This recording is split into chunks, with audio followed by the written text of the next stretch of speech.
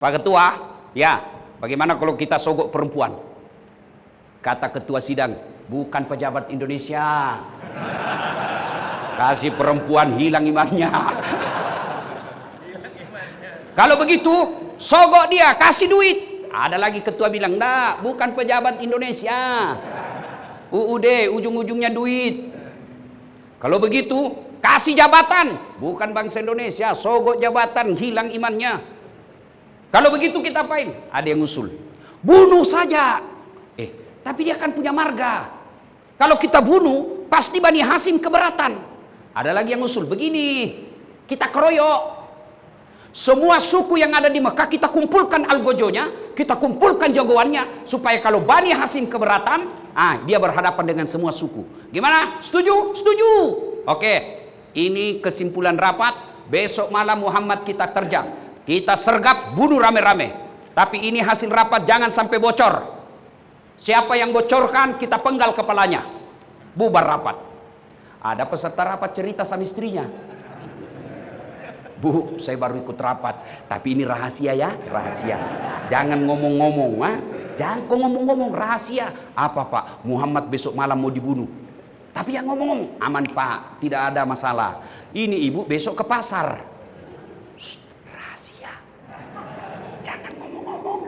Itulah sebabnya dari dulu kalau perempuan dikasih rahasia negara pasti bocor.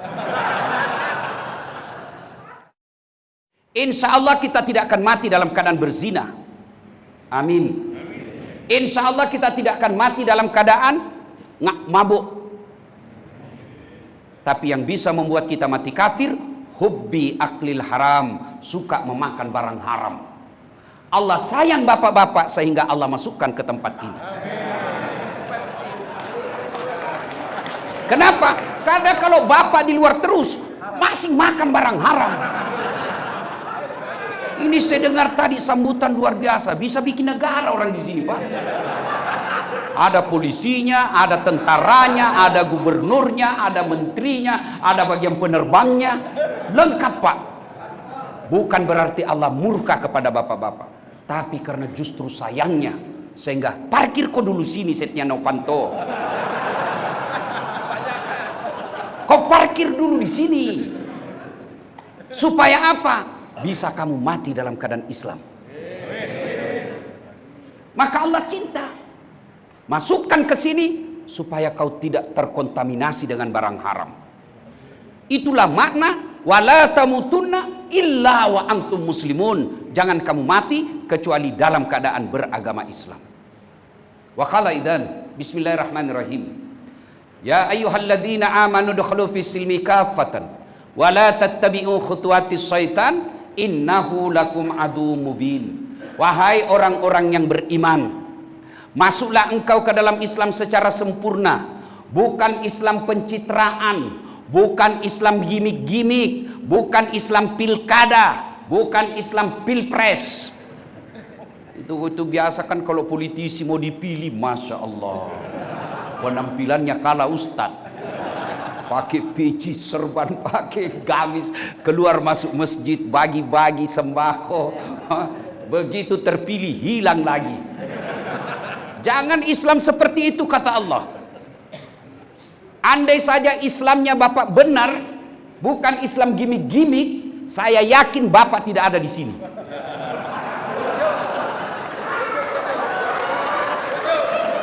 Cuma karena Islamnya waktu mau dipilih kepala daerah, bagi-bagi kartu nama. Pilih saya, sama-sama kita orang Bugis. Ada masalah, telepon saya 24 jam siap terima telepon. Begitu terpilih dia ganti nomor HP-nya.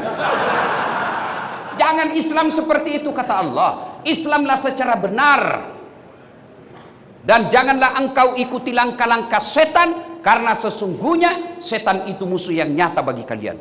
Musuh kalian bukan tentara, musuh kalian bukan polisi, musuh kalian bukan aparat, musuh kalian bukan pemerintah, musuh kalian adalah setan, di mana setan itu musuh yang nyata bagi kalian, kata Allah.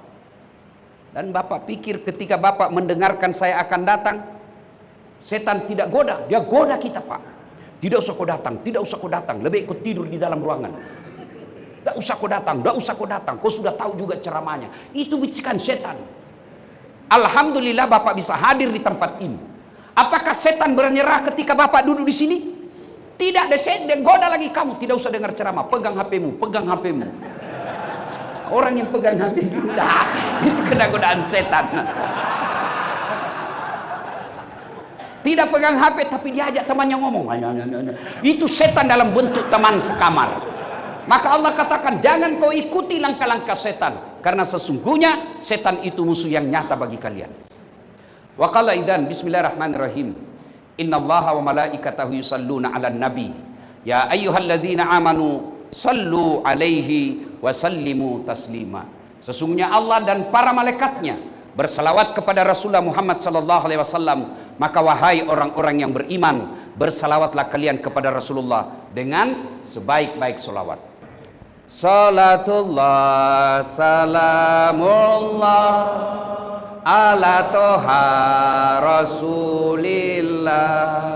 Salatullah salamullah ala yasin habibillah. Tawassalna bi bismillah wa bil hadi rasulillah wa kulli mujahidi lillah bi ahlil badri ya Allah.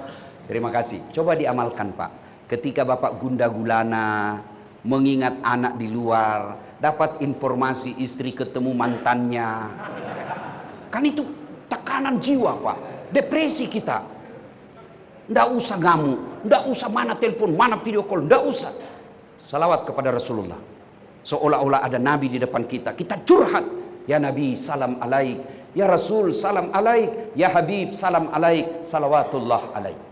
Pasti tenang. Ibu bapak saudara-saudara sekalian teristimewa yang kita hormati, Bapak Kalapas dan bapak-bapak yang ada di depan kita, Abang Doni Alex Nurdin, Pak Setia Novanto. Bertahun-tahun saya tidak melihat beliau, ketemu hari ini ternyata masih cakep. Masya Allah. Bapak ibu saudara-saudara sekalian, kita cerita hijrah. Sebelumnya secara hijrah kita cerita, saya mau tanya, bapak-bapak mau enggak saya kasih iPhone 15 1 tera, pulsanya unlimited? Mau? Mau? Diizinkan untuk dipakai? Mau? Tapi begitu saya kasih bapak langsung tuli. Mana yang mau tadi? Mana yang mau? Mana yang mau? Untuk apa handphone kalau sudah tuli? Berarti yang mahal bukan handphone, yang mahal telinga. Allah kasih gratis. Dan hebatnya lagi telinga ini tempatnya proporsional. Apa bapak pernah bayangkan bagaimana seandainya telinga satu di bawah ketek? Halo Pak Kalapas ya, di mana bapak? Oh iya, dia ada di sini. Iya toh? Maka kita ucapkan alhamdulillah. Bapak-bapak, ini kamera saya bukan mutakabur, ini supaya kita gampang memahami. Ini kamera saya mahal, di atas 100 juta. Telenya juga agak mahal. Tapi apakah ini yang hebat? Bukan. Biar bapak punya uang beli kamera 200 juta, tidak cukup. Bapak harus tahu ilmunya menggunakan kamera. Tapi apakah ini yang mahal? Bukan. Apa yang mahal? Mata. Biar ada kamera, kalau tidak ada matamu mau apa? Ya, hebatnya lagi nih Allah mata, kasih kita ini mata. Allahu Akbar, autofokus. Tidak perlu bapak utak-atik. Begitu buka, wih Kalapas. Tidak perlu bapak siapa ini ya. Hebatnya lagi di mata, dia bisa bedakan mana istri, mana tetangga. Coba bayangkan kalau tidak bisa dibedakan Pak. Waduh, tertukar-tukar istri. Kenapa lain-lain rasanya ini? Wah, ternyata istrinya Satpol PP. Maka kita ucapkan alhamdulillah. Maka kita ucapkan alhamdulillah. Alhamdulillah. Bapak pecinta bola, tahu Lionel Messi, Ronaldo, itu gajinya Pak, kumpul seluruh gaji PNS di Indonesia, itu masih lebih besar gajinya itu Lionel Messi Pak. Tapi apa dia yang hebat? Bukan. Biar dia punya skill, keterampilan. Bukan dia yang hebat. Apa? Karena Allah kasih kaki yang bisa lututnya bengkok. Mana bisa main bola kalau lututnya sudah tidak bisa bengkok? Nggak bisa Pak. Maka kita ucapkan alhamdulillah. Alhamdulillah. Tapi ada yang lebih nikmat dari semua itu. Bapak dikasih kekayaan, dikasih pangkat jabatan, dikasih kesehatan, kasih popularitas, tapi tidak ada iman, tidak ada gunanya. Ada buktinya Ustaz? Ada. Bapak kenal Fir'aun? Tahu Fir'aun? Oh gagah Pak itu Fir'aun. Punya pasukan, tidak ada yang berani lihat matanya. Kekayaannya, istananya dilapisi emas. Sampai detik ini masih dikejar hartanya. Cakep, raja, punya pasukan, kaya. Tapi tidak punya iman. Hina dia. Satu-satunya, salah satu manusia yang dicantumkan dalam Quran haram masuk surga. Disebut namanya. Fir'aun, laknatullah alaih. Apa sampai di situ kutukan Allah? Tidak. Dikutuk sampai detik ini. Tidak ada manusia yang senang itu Fir'aun. Mana buktinya? Tidak satu pun warga lapas Sukamiskin mau kasih nama cucunya Fir'aun. Padahal populer itu Fir'aun Pak. Elektabilitasnya paling tinggi sedunia Pak. Tapi karena tidak punya iman, tidak ada gunanya. Sebaliknya, hina, budak, beda budak dengan pembantu. Pembantu ada gajinya Pak. Pembantu dia bisa pindah. Saya tidak senang kerja di situ, cerewet istrinya, bisa pindah. Ada gajinya, ada UMR-nya. Masita, pembantu, tukang sisirnya Fir'aun, tidak punya hak asasi, diperjualbelikan, mau dibunuh pun boleh. Tapi punya iman. Allah muliakan Masita. Ketika Nabi Isra dan Mi'raj, Nabi mencium ada bau yang sangat harum. Nabi bertanya, Jibril, siapa dia? Arwah para nabi bukan. Arwah malaikat bukan, para rasul bukan. Siapa dia Jibril? Harum begini. Tidak pernah aku mencium di dunia seperti ini harumnya. Siapa? Kata Jibril, dialah rohnya Masita. Apa cukup sampai di situ? Tidak. Allah muliakan Masita. Mana buktinya? Semua orang senang Masita. Sampai detik ini berapa banyak perempuan bernama Masita. Jadi kemuliaan bukan jabatan. Kehinaan bukan di lapas. Kemuliaan dan kehinaan kita ada pada iman. Penjara bukan hinaan. Penjara menurut pendapat saya persepsi, sudut pandang. Hakim menganggap Bapak semua salah. Dalam hati Bapak saya tidak salah. Itu persepsi. Teman mengatakan kamu penjahat, penjara, koruptor, penjara. Tapi keluarga Bapak bilang tidak, itu rekayasa. Persepsi.